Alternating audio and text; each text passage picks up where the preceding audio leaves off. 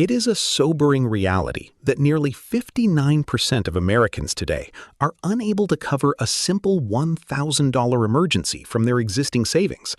When we talk about these emergencies, we aren't even discussing life-altering medical procedures or the down payment on a new vehicle. We are talking about the unexpected hiccups of daily life, like a blown tire on a rainy Tuesday or a water heater that decides to give up the ghost in the middle of winter. For more than half of the country, that one surprise expense would lead to a frantic search for whichever credit card isn't currently maxed out. If you take a moment to scroll through social media for even 30 seconds, you would never guess this was the case. On your feed, it looks like everyone is perpetually on a luxury vacation, dining at five-star restaurants, and generally living a life of unbothered opulence. But as I, Maaz, often tell people, most of what you see on social media is nothing more than a carefully curated facade. The truth is that many of those people are struggling behind the scenes. And if you have ever felt like you were falling behind financially, there is a very good chance you are actually doing much better than the average person. I want to walk you through the signs that you are actually winning with your money, even if it doesn't feel that way in the moment. The first, and perhaps most underrated sign, is simply the ability to handle a bad day without losing your mind. If your car breaks down or an appliance fails, and your first instinct isn't panic over which debt limit you can stretch, you are already light years ahead of the majority. When Bankrate released their 2026 emergency savings report, seeing that 59% figure again was a stark reminder of the fragility of the modern household. If you have even a few $1,000s sitting in a liquid account, you have achieved a level of stability that most people only dream of. While the standard advice suggests keeping 3 to 6 months of expenses tucked away, I personally find that I sleep much better when that cushion looks more like 9 to 18 months. It sounds like a massive amount of cash to keep idle, but you have to realize that you aren't just hoarding paper, you are buying time. That buffer ensures that if you lose your job, you don't have to scramble into a career you hate within the first 2 weeks. It prevents you from making desperate, reactive financial decisions that could haunt you for years. The second sign that you are on the right track is that debt is no longer the primary driver of your life. For most people, debt doesn't arrive as one massive, conscious decision. It's a slow creep, a death by 1,000 cuts, where $50 here and $100 there eventually lead to a payday where you wonder where all your money went before you even had a chance to spend it. To know if you're truly fit, you have to look at your debt-to-income ratio. Lenders typically look for this to be under 36%, meaning for every dollar you bring in, less than 36 cents should be going toward debt.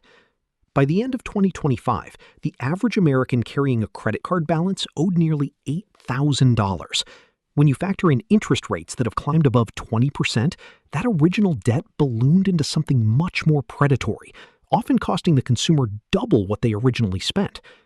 With total consumer debt crossing the $18 trillion mark, being someone who pays off their cards in full every month makes you an anomaly.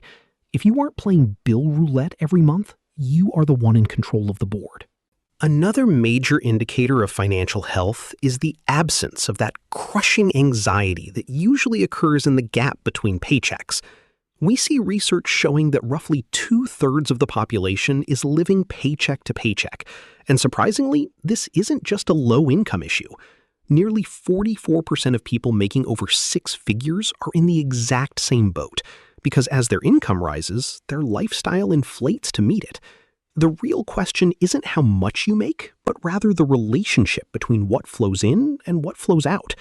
If you find yourself refreshing your banking app on a Thursday, praying for Friday's direct deposit to hit so you can buy groceries, there is a fundamental disconnect in your financial strategy. But if you have even a small 1-month buffer, your mental state shifts from reactive to proactive. You stop making moves out of desperation and start making them out of strategy. That shift in mindset is the most undervalued part of the journey because it preserves your most important assets, your time and your health. We also have to talk about the psychological trap of playing someone else's game.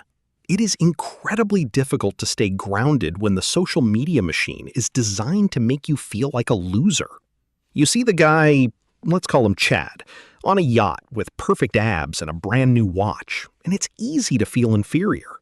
But the reality is that many of these people are either drowning in debt to maintain that image, or they are part of the tiny fraction of the 1% who were born into extreme wealth.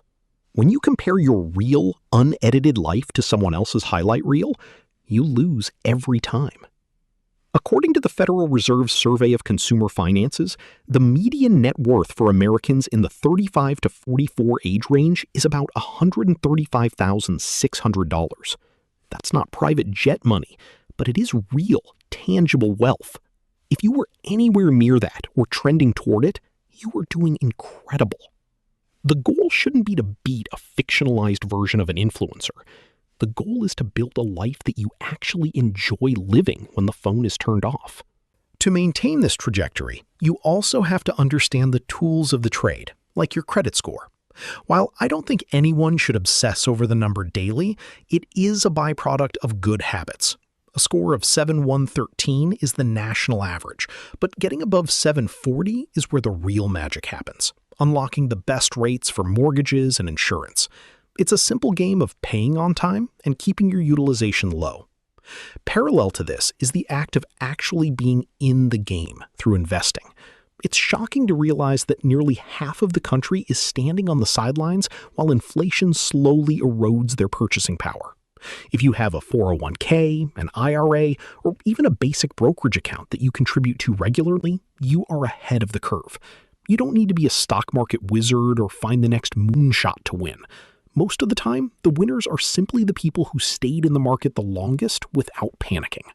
Whether you're capturing an employer match or just putting money into simple index funds, the consistency of being an investor rather than just a consumer is what builds generational wealth. Beyond the numbers, there is the element of lifelong learning. High net worth individuals almost always share the habit of continuous skill building. The gap between your current financial state and your ultimate goal is almost always a knowledge gap. Every dollar you earn is a reflection of the value you provide to the world. And in an economy that is shifting rapidly due to developments in artificial intelligence, your ability to adapt and learn is your best insurance policy. If you have taken a course, read a book, or even listened to an educational podcast in the last year, you are investing in your own earning potential, which is the biggest shovel you have for digging your way toward wealth.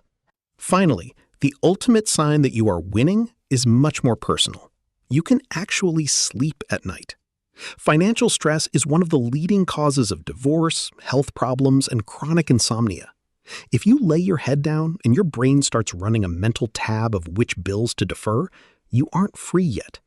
But if you feel a sense of peace because you know that if something goes wrong tomorrow, your family will be okay, then you have achieved something that no amount of Instagram followers can buy. Real wealth is that feeling of security. It's the knowledge that you aren't one bad break away from a crisis. I often think about a person I met in my Whiteboard Finance University group who was up over 120% on a trade but refused to sell because they wanted more. I told them that if they weren't happy with a 124% gain, they were no longer investing. They were gambling with their contentment. If you aren't content with what you have, you will never be happy, no matter how much you accumulate. Comparison truly is the thief of joy. My goal as Maaz is to help people stop looking at the chads of the world and start looking at their own progress. We provide the courses and the live streams every Thursday, not just to make money, because honestly, after the fees, there isn't much left, but to build a community of people who are actually reaching for these 8 signs. I joke about needing the signups to keep the heat on for my kids, but the truth is that I genuinely enjoy seeing people move from the 59% who can't handle an emergency to the group of people who are building real, lasting freedom. If you can check off even a few of these signs today, you are on the right path. Keep building, keep learning, and most importantly, keep your peace of mind. Have a prosperous day. Peace.